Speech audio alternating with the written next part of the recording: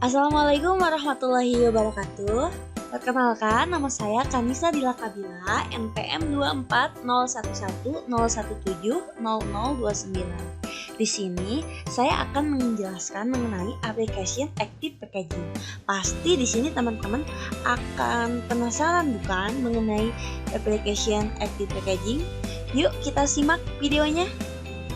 Di sini saya akan menjelaskan mengenai application Active Packaging, yaitu tentang safe heating packaging pada kemasan kopi seduh instan atau yang berbentuk cup. Teman-teman, untuk overview-nya saya akan menjelaskan faktor yang mempengaruhi kerusakan bahan pangan, pengertian dan karakteristik active packaging, fungsi dari active packaging, aplikasi active packaging, safe heating packaging, dan contoh dari active packaging itu sendiri. Teman-teman, seperti yang diketahui bahwa kerusakan pada bahan pangan itu dipengaruhi oleh faktor intrinsik yaitu dari dalam dan faktor ekstrinsik yaitu dari luar. Untuk faktor dari dalam itu ada keasaman, aktivitas air, kandungan nutrisi, jumlah dan jenis mikroba, kemudian potensi redoks, dan kecepatan respirasi dan struktur biologi. Sedangkan dari luar itu dipengaruhi oleh suhu, kelembaban relatif, dan komposisi gas sekitar. Teman-teman, untuk pengertian dari active packaging atau kemasan aktif ini merupakan salah satu teknik yang dapat dikembangkan untuk memperpanjang umur simpan, sekaligus mempertahankan mutu produk agar tetap segar. Kemudian kemasan aktif ini disebut sebagai kemasan interaktif karena ada interaksi aktif dari bahan kemasan dengan bahan pangan yang dikemas. Kemasan aktif merupakan salah satu teknik yang dapat dikembangkan untuk memperpanjang umur simpan, sekaligus mempertahankan mutu produk agar tetap segar. Untuk karakteristik aktif packaging ini yaitu penambahan bahan tertentu untuk memperpanjang umur simpan, memiliki peran menjadi barrier inner terhadap kondisi eksternal. Nah, teman-teman, pengemasan aktif itu mempunyai fungsi yaitu untuk mempertahankan integritas dan mencegah secara aktif kerusakan produk, kemudian meningkatkan atribut produk, memberikan respons secara aktif terhadap perubahan produk atau lingkungan kemasan, mengkomunikasikan informasi produk, riwayat produk, atau kondisi penggunaannya, dan memudahkan dalam membuka. Nah, teman-teman, kemasan aktif ini memiliki keuntungan yaitu tidak mahal, ramah lingkungan, mempunyai nilai estetika yang dapat diterima sesuai untuk sistem distribusi. Kemudian, pada kemasan aktif ini terdapat bahan penyerap O2, generator CO2 untuk menyerap atau menambah CO2, etanol emitters, penyerap etilen, bahan antimikroba, heating atau cooling, bahan yang menyerap atau melepaskan aroma atau fluor, dan pelindung cahaya.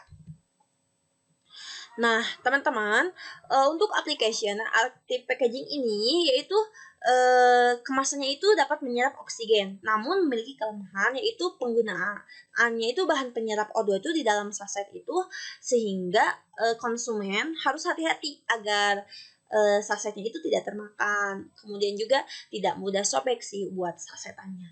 Dan absorber, yaitu O2 diintegrasikan dengan film polimer, tinta atau bahan pelapis atau coating. Nah, teman-teman, kemasan itu dengan antioksidan. Jadi bahannya itu ada antioksidannya, itu fungsi antioksidan di dalam kemasan sebagai barrier bagi difusi O2. Jenis AUX yang banyak dipakai ini vitamin E, BHA, dan BHT.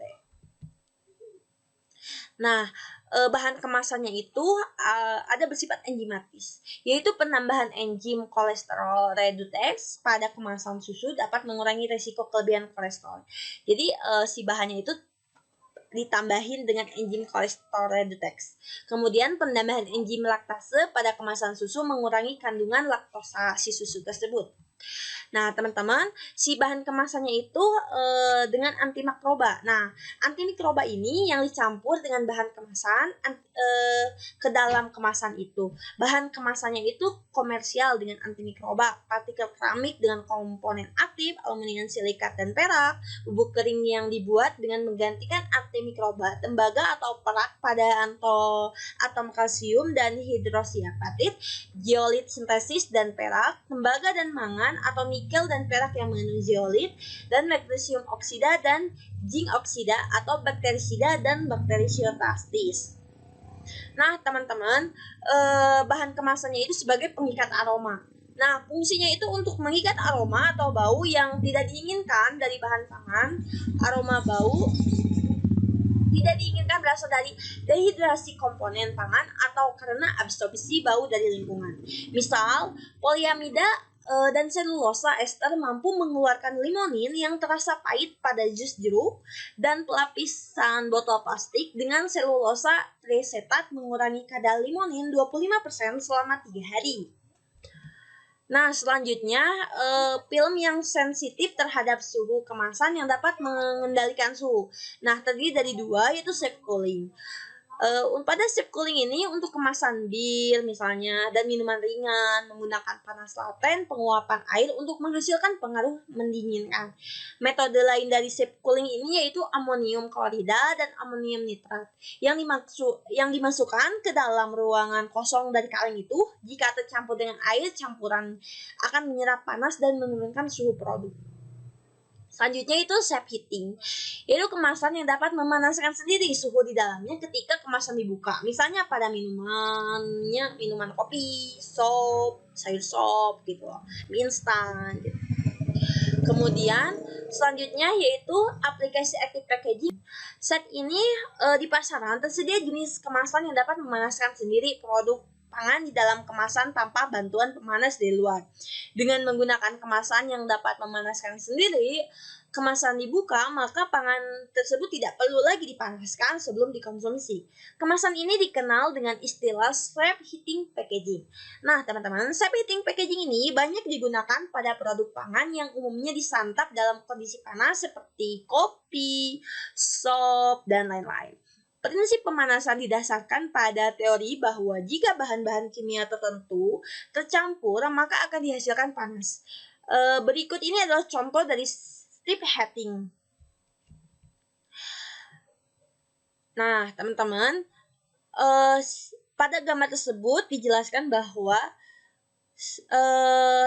kontainer terdiri dari kaleng bagian luar yang berisi pangan dan kaleng bagian dalam yang berisi 2 reaktan kimia yang masing-masing terpisah. Kaleng bagian dalam terdiri dari 2 bagian, masing-masing bagian berisi 1 reaktan 8 kimia yang dipisahkan oleh penghalang yang dapat rusak seperti foil logam atau film plastik tipis. Umumnya salah satu reaktan adalah cairan dan dapat yang satunya berbentuk serbuk. Reaktan akan stabil saat terpisah satu dengan lainnya, tetapi saat bercampur akan menghasilkan reaksi eksotermis. Untuk menginisiasi reaksi, tombol pada bagian bawah ditekan sehingga membran akan terbuka, sehingga larutan dan reaktan bercampur. Reaksi akan melepaskan panas sehingga dapat memanaskan pangan di sekelilingnya. Reaktan pemanas dapat beragam, contohnya adalah campuran antara kalsium oksida atau magnesium oksida yang jika bereaksi dengan air akan menghasilkan reaksi eksotermis yang akan mengeluarkan panas. Contoh active packaging. Nah, ini teman-teman untuk contohnya bisa dilihat. Nah, sepertinya seperti itu sih yang saya dapat jelaskan teman-teman. Jangan lupa untuk follow Instagram saya dan Facebook saya. Terima kasih. Wassalamualaikum warahmatullahi wabarakatuh.